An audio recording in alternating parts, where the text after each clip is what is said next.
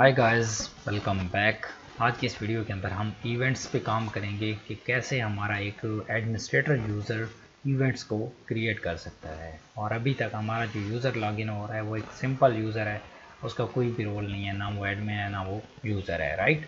So later on हम इस चीज़ को स्पेसिफाई करेंगे। जब हमारे पास फंक्शनैलिटीज़ आ जाएंगी उस टाइम पे हम डिफ्रेंशिएट करेंगे कि हमारे पास एडमिन के पास कौन सी एक्सेस हो और यूज़र के पास कौन सी एक्सेस हो। इस चीज़ को हम देन डिस्कस करेंगे।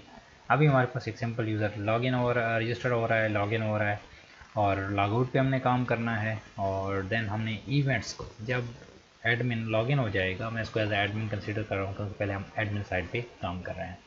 एडमिन लॉगिन होगा तो एडमिन ने बहुत सारे इवेंट्स क्रिएट करने होंगे और देन यूज़र उन इवेंट्स को बुक कर सकेंगे। तो उन इवेंट्स को कैसे क्रिएट करना है, पहले हम उसका डेटाबेस स्ट्रक्चर ड्रा करेंगे और देन उसके बाद हम अपने इधर फॉर्म बनाएंगे और उसके अंदर हम अपनी चीज़ों को ऐड ऑन करेंगे।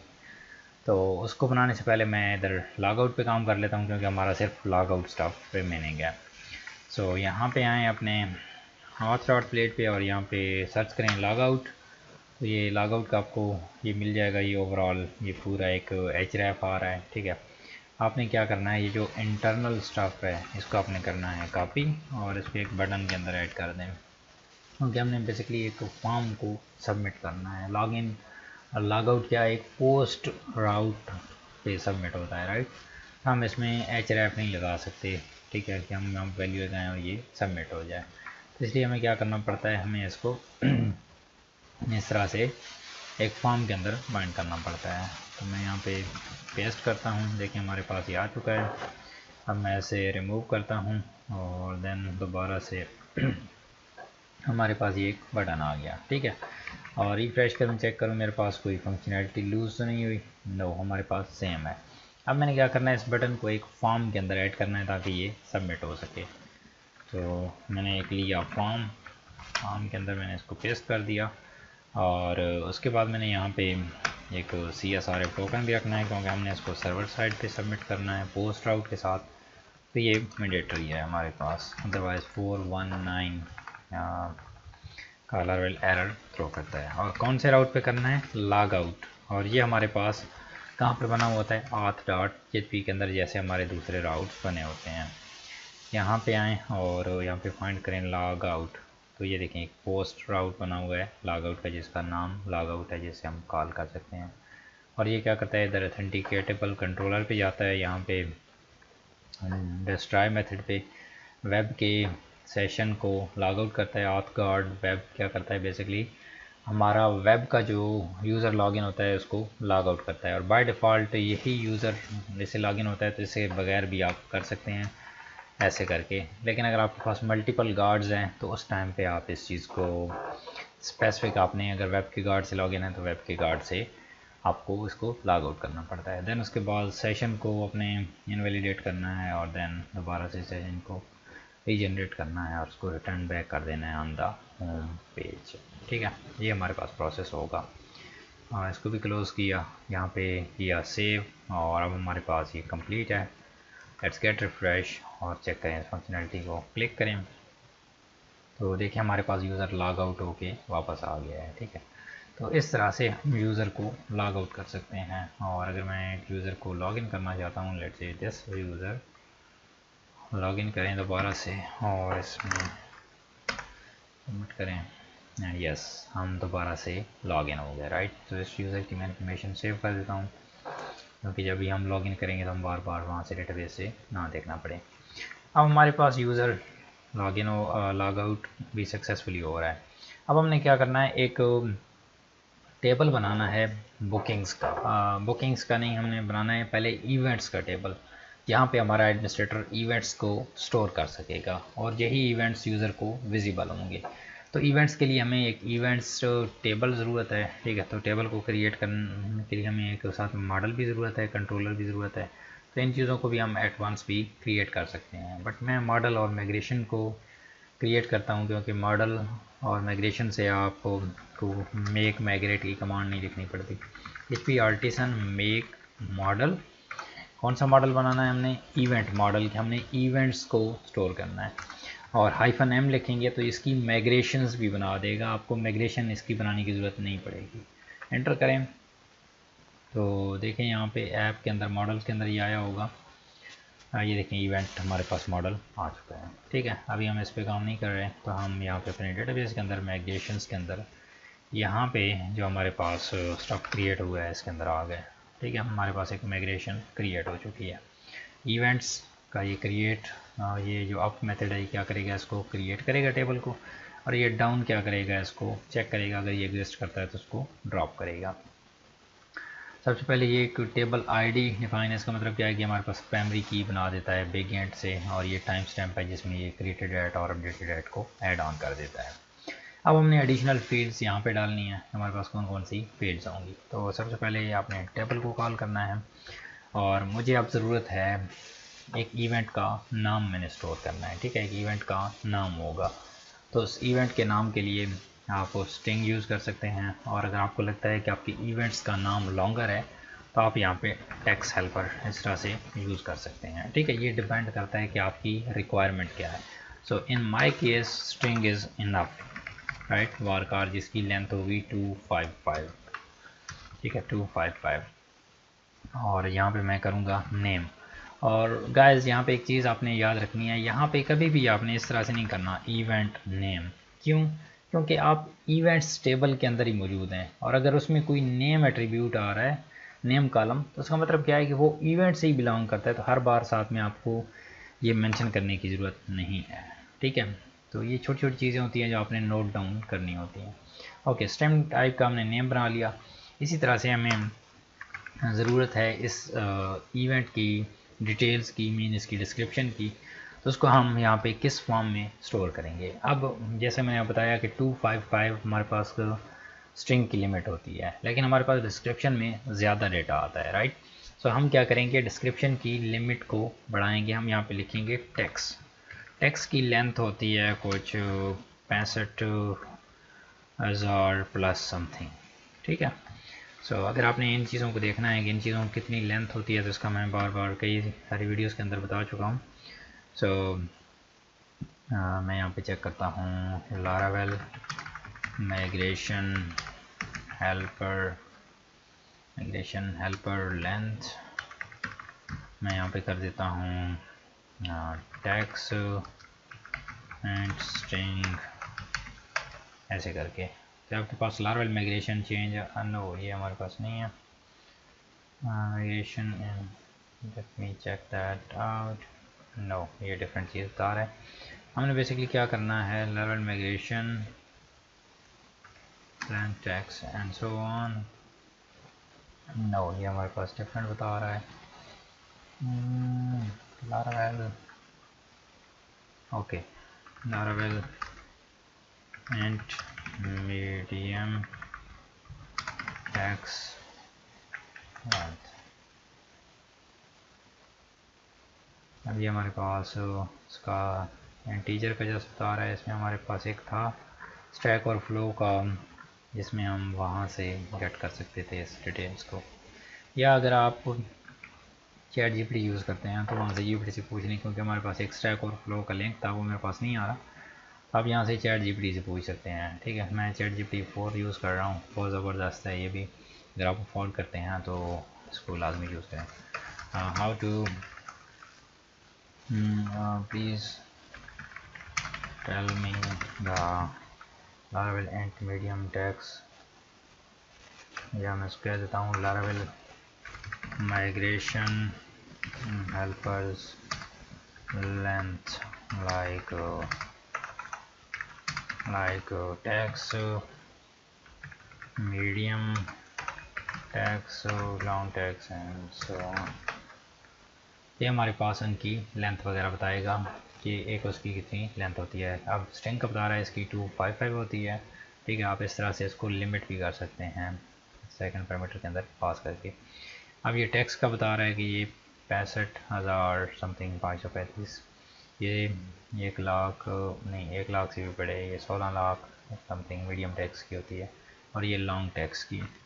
और गाइस इनको आपने केयरफुली यूज़ करना है, क्योंकि जब आप लेट से हमें टैक्स ज़रूरत है और यहाँ पे लॉन्ग टैक्स आप लगा देंगे तो देखिए हमारे पास ये कितने कैरेक्टर को स्टोर करने की लिमिट होती है इसके पास। तो इसका मतलब क्या है कि इसका साइज़ भी ज़्यादा बनेगा, तो इसकी प्रोसेसिंग स्लो हो जाएगी अगर आप अनवांटेड स्पेस को यूज़ करेंगे। ठीक है, देखिए 4 GB का डेटा इसके अंदर ये स्टोर कर सकता है।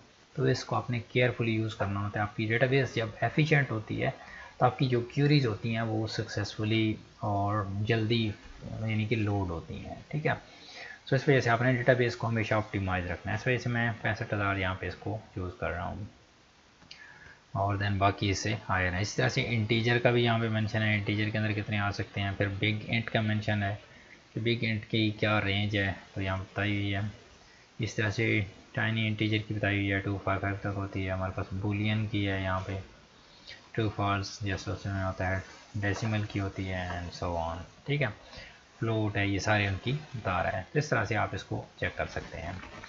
और हमारा टॉपिक क्या था कि हमने इसको टेक्स्ट को एज आ डिस्क्रिप्शन को एज आ टेक्स्ट लेना है, डिस्क्रिप्शन। ओके, हमारे पास इवेंट का नाम हो गया, उसकी डिस्क्रिप्शन हो गई, और हमारे पास देन और हमारे पास इवेंट्स की डिफरेंट टाइप्स होंगी। लाइक हमारे पास events events different kinds of event होंगी। लाइक स्पोर्ट इवेंट हो सकता है, एजुकेशनल इवेंट हो सकता है। तो इस तरह से हमारे पास इवेंट की टाइप आएगी, और इस टाइप में हम क्या करेंगे, हम करेंगे अपने एक प्राइमरी की क्रिएट करेंगे। ठीक है, हम बेसिकली एक फॉरेन की यहाँ पे क्रिएट करेंगे, और जो कैटेगरीज़ का हम एक टेबल बनाएंगे और उसको यहाँ पे रेफर करेंगे। तो मैं यहाँ पे कैटेगरीज़ को बना दूँ या क्या करूँ, क्योंकि हमारे पास अभी तक फॉरेन की नहीं बनी हुई कैटेगरी की, तो हम इसको फ़िलहाल इधर लीव कर देते हैं। कैटेगरीज़ में कर देता हूँ कैटेगरी आईडी। ठीक है, तो हम यहाँ पे कैटेगरीज स्टोर करेंगे। ओके, और अब हम यहाँ पे क्या करते हैं, टेबल, और उसके बाद देन क्या करते हैं, इसका हम टाइप शो करते हैं कि हमारे पास फ्री इवेंट्स होंगे या पेड होंगे। ठीक है, तो मैं यहाँ पे कर देता हूँ इसकी जो स्ट्रिंग है टाइप, और इस पर लिमिट लगा देता हूँ कि ये मैक्सिमम 50 लेंथ के अंदर हो। ठीक है, टाइप के अंदर बेसिकली क्या होगा, हमारे पास या तो फ्री इवेंट होंगे या फिर हमारे पास पेड इवेंट होंगे। ठीक है, दो तरह के इवेंट्स होंगे इस तरह से। तो उसके बाद देन एक हमारे पास प्राइस आएगी, और प्राइस को हम फ्लोट के अंदर स्टोर नहीं करेंगे। ठीक है, हम इसको सेंट्स में स्टोर करेंगे। अब सेंट्स में हमें स्टोर करने का फ़ायदा क्या है कि लेट्स से इन फ्यूचर जब हम इस चीज़ को अपने किसी भी पेमेंट गेटवे पे भी लेके जाते हैं, लेट्स से हम स्ट्राइप यूज़ कर रहे हैं, तो स्ट्राइप पे लेके जाते हैं तो स्ट्राइप भी सेंट्स के अंदर प्राइसिंग को एक्सेप्ट करता है। अब सेंट्स है क्या चीज़, इसको समझना है, इसको मैं बाद में भी एक्सप्लेन करूँगा। बेसिकली लेट्स से आप एक वैल्यू स्टोर करना चाहते हैं 100। ठीक है, तो आप क्या करते हैं, इसको मल्टीप्लाई कर देते हैं 100 के साथ, तो ये क्या बन जाता है आपका 1000 बन जाता है। ठीक है, सॉरी 10,000 बन जाता है इस तरह से। ठीक है, तो जब आप इस वैल्यू को गेट करते हैं तो आप क्या करते हैं, इसको डिवाइड कर देते हैं, किस पे, आपको डिवाइड कर देते हैं 100 पे। आपकी वैल्यू क्या रिटर्न हो जाती है, वही वैल्यू फिर से वापस आ जाती है। अब ये इस केस के अंदर तो ये हमारे पास इस तरह से अगर हम नॉर्मली भी इसको स्टोर करें तो चल जाएगा, लेकिन जब वैल्यू आपके पास पॉइंट के अंदर आती है तब मसला आता है। लेट से आपकी वैल्यू आई 10.3। ठीक है, तब क्या होगा, आपकी जो वैल्यू होगी जब मल्टीप्लाई होगी 100 के साथ, तो ये इंटीजर के अंदर कन्वर्ट हो जाएगी, और हमें फ्लोट के अंदर डील नहीं करना पड़ेगा। ठीक है, ये मल्टीप्लाई होगी 100 के साथ, जो भी वैल्यू आएगी, और जब हम इसको रिट्रीव करेंगे उस टाइम पे हम इसको गेट कर लेंगे फिर से डिवाइडेड बाई 100, तो हमारे पास एक्चुअल वैल्यू फिर से रिटर्न हो जाएगी। तो ये हमारे पास फ़ायदा होता है कि हम फ्लोट से डील करने की बजाय डायरेक्टली बिग इंट से डील करते हैं। तो हमने प्राइसिंग के लिए हमेशा बनाना है जो कॉलम, वो बिग इंटीजर बनाना है, और एक बिग इंक्रीमेंट्स है। बिग इंक्रीमेंट्स क्या करता है, हर टाइम जब भी एंट्री होती है उसके अंदर एक प्लस कर देता है। सो मेक श्योर कि choose a big integer price, और बाय डिफ़ॉल्ट जो प्राइस होगी इसको हमने डिफ़ॉल्ट प्राइस भी देनी है कि अगर कोई भी प्राइस असाइन ना हो तो आपने इसको ज़ीरो प्राइस असाइन करनी है, क्योंकि जब हमारे पास इवेंट की टाइप फ्री होगी, ठीक है, यहाँ पे फ्री इवेंट रजिस्टर्ड होगा, तो उसकी प्राइसिंग कोई भी नहीं होगी। ठीक है, तो प्राइस आपने ज़ीरो शो करनी है उसकी। ठीक है, देन उसके बाद हमारे पास कैटेगरी भी आ गई इसकी, हम इसको भी ऐड ऑन करेंगे। और इसके अलावा टाइप भी आ गई इवेंट की, इवेंट का स्टार्टिंग टाइम और एंडिंग टाइम, ठीक है। उसके लिए आपने यहाँ पे करना है डेट टाइम, ठीक है, एक देना है इसमें आपने स्टार्ट टाइम या स्टार्ट डेट, स्टार्ट टाइम इसको कर दें, इसमें डेट भी कवर हो जाएगी, ठीक है। और देन सिमिलरली एंड टाइम इसको कर दें, या आप टाइम और डेट को सेपरेटली भी डील कर सकते हैं, it's up to you. Okay, और अगर मैं इस पुरानी डेटाबेस के अंदर आऊँ तो यहाँ पे हमने डिस्क्रिप्शन, लोकेशन एक हमारी रह गई है और मैक्सिमम अटेंडीज़ भी रहते हैं, ठीक है। तो लोकेशन हमने स्टोर करनी है, ये इवेंट कौन सी लोकेशन पे हो रहा है, ठीक है। तो मैं इस स्ट्रिंग को यूज़ कर लेता हूँ। हमारे पास इवेंट की लोकेशन यहाँ पे आ जाएगी टेबल, और यहाँ पे आ जाएगा स्ट्रिंग टाइप का जिसमें लोकेशन आ जाएगी, लोकेशन, ठीक है, कि इवेंट की लोकेशन कौन सी है। इस तरह से हमारे पास अब मैक्सिमम अटेंडीज़ का भी हमने एक लगाना है टेबल, और इसमें आपने बिग इंट बेशक कर दें इसको, बिग इंटीजर, और इसमें मैक्सिमम अटेंडीज़, मैक्सिमम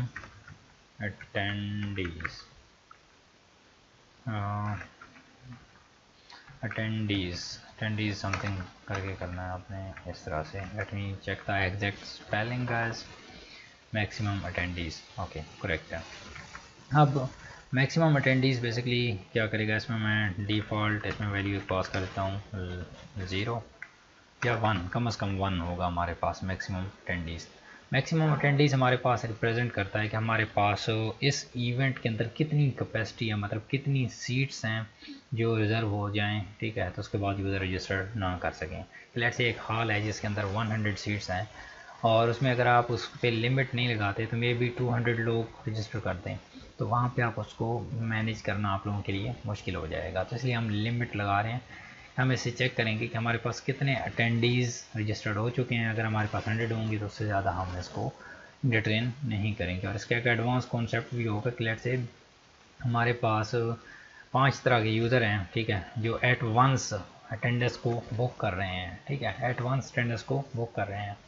बट अगर हम उसको चेक करते हैं कि हमारे पास क्या मैक्सिमम अटेंडीज 100 है, तो उस टाइम पे इसको अलाउ करो, ठीक है, एक यूज़र हिट करेगा, फिर दूसरा एट वन सभी ने सेम उस पर किया, तो इसको कहते हैं डेडलॉक कंडीशन, ठीक है। इससे इस चीज़ से हमने इसको अचीव करना होता है कि हमने सिर्फ एक यूज़र को एक्सेस देनी होती है कि वो पुश कर सके, बाकी यूज़र का जो इंस्टेंस होता है उस टाइम पे लॉक हो जाता है। तो अदरवाइज़ अगर हम इस चीज़ से डील नहीं करते तो हमारे पास मैक्सिमम अटेंडीज़ ज़्यादा हो जाते हैं, ठीक है। इवन हम काउंट चेक भी कर रहे हो कि हमारे पास 100 से ज़्यादा नहीं हो सकते। ये एक एडवांस कॉन्सेप्ट है, उसके बारे में मैं आपको सिखाऊंगा। ओके, मैक्सिमम अटेंडीज़ का हमने डाल दिया, और कैटेगरी ऐड ही, ठीक है, ये हमारे पास रिक्वायर्ड है। सब कैटेगरी हमारे पास आपने क्या करना है, यहाँ पे इस कैटेगरी आईडी को क्रिएट करना है। तो मैं यहाँ पे फॉरेन की को यूज़ कर लेता हूँ, फॉरेन आईडी आपने एक हेल्पर यूज़ करना है जब भी किसी भी फॉरेन की को रेफ़र करना हो, और इसको अपने नाम देना है category ID something like this, और कांस्टेंट कर देना है किस पे, कैटेगरीज पे, कांस्टेंट, और कांस्टेंट को बेशक आप एम्प्टी छोड़ दें तो ऑटोमेटिकली इसके कैटेगरी के नेम से कैटेगरीज प्लूरल निकाल लेगा, और देन उसको यहाँ पे ऐड ऑन कर देगा, ठीक है। उसमें आपको परेशान होने की ज़रूरत नहीं है। ये बेसिकली कहाँ से जज करता है, ये मॉडल से जज करता है। ओके, अब हमारे पास यहाँ पे कैटेगरीज़ का टेबल नहीं है, तो हमारे पास ये तो एक्सेप्शन थ्रो करेगी जब हम इस माइग्रेशन को एग्जीक्यूट करेंगे। हम क्या करते हैं, कैटेगरीज़ का टेबल भी क्रिएट कर लेते हैं। PHP आर्टिसन मेक मॉडल भी हमें इसका ज़रूरत होगा, तो हम मॉडल भी क्रिएट कर लेते हैं, कैटेगरी मॉडल, कैटेगरी और -m। तो हमारे पास ये माइग्रेशन बन गई। लेकिन अब गाइस यहाँ पे आपने इसका सबसे पहले कैटेगरी का नेम सेट कर लेना है। हमारे पास जस्ट कैटेगरी का नेम ही होगा, ठीक है, हमने यहाँ पे नेम स्टोर कर दिया, दैट्स इट। अब कैटेगरीज़ की आईडी को हम यहाँ पे कॉल कर रहे हैं, बट हमारा टेबल इसके बाद बन रहा है, तो ये एक्सेप्शन थ्रो करेगा कि आपका जो कैटेगरीज टेबल है वो एग्जिस्ट ही नहीं करता, क्योंकि वो यहाँ पे लार्वल इस तरह से इसको एग्जीक्यूट करता है, जिस तरह से ये तरतीब से पढ़े हैं ना ऐसे ही इसको एग्जीक्यूट करता है। तो जब आपने इसको, आप चाहते हैं कि इसको ये लार्वल पहले एग्जीक्यूट करें, तो आपने क्या करना है, इसका जो टाइम है वो कॉपी करना है। इस टाइम से लार्वल इन चीज़ों को सॉर्ट करता है, ठीक है। फिर आपने इधर आना है और यहाँ पे ये जो टाइम आ रहा है इसको पेश करना है सिमिलर, और इसको कम कर दें थोड़ा सा ऐसे, ठीक है, 1 डिजिट कर दें, 2 डिजिट कर दें। तो देखिए हमारा कैटेगरीज़ का जो माइग्रेशन थी वो इससे टॉप पे मूव हो गई है। तो पहले कैटेगरीज क्रिएट होंगी और उसके बाद इधर आएगा, तो यहाँ पे इसको कैटेगरी आईडी भी मिलेगी, जिसकी वजह से एक्सेप्शन नहीं आएगी, ठीक है। सो अब हम क्या करते हैं, इस टेबल को अपनी डेटाबेस के अंदर ऐड करते हैं। तो उसके लिए आपने कमांड रन करनी है php artisan migrate, ठीक है। कहता है कि ये माइग्रेटेड हो गया है, और अगर हम डेटाबेस के अंदर आएँ और इस चीज़ को मेक श्योर करें कि हमारे पास ये आया है या नहीं, लेट्स गेट रिफ्रेश, और इवेंट्स, यहाँ पे जी हमारे पास आ चुका है, कैटेगरीज का टेबल है जिसमें उसका नेम आएगा और गेटेड एट और अपडेटेड एट। और स्ट्रक्चर पे अगर हम आएँ तो यहाँ पे देखें हमारे पास नेम का वार कार 255, इसकी टेक्स्ट लेंथ, इसकी बिग एंड और एक फॉरेन की इसको बना दिया है, ठीक है। देन लोकेशन, इसकी टाइप, देन प्राइस वगैरह आएगी इसकी, ठीक है। Then starting time, ending time, maximum attendees, ठीक है, कम से कम एक अटेंडी तो होगा ना, ज़ीरो तो नहीं हो सकती, ठीक है। Then created at and updated at. तो इस तरह से हम डेटाबेस का स्ट्रक्चर प्रॉपरली ड्रा करके अब हम नेक्स्ट मूव ऑन करेंगे कि हम अपने यूज़र को फंक्शनैलिटी देंगे कि वो क्या कर सके, हमारे इवेंट्स क्रिएट कर सके, ठीक है। अब इसी उसके अंदर इवेंट्स को क्रिएट कर सके। तो इस चीज़ को हम नेक्स्ट वीडियो के अंदर कवर करते हैं। So I will see you guys in the next one. Bye.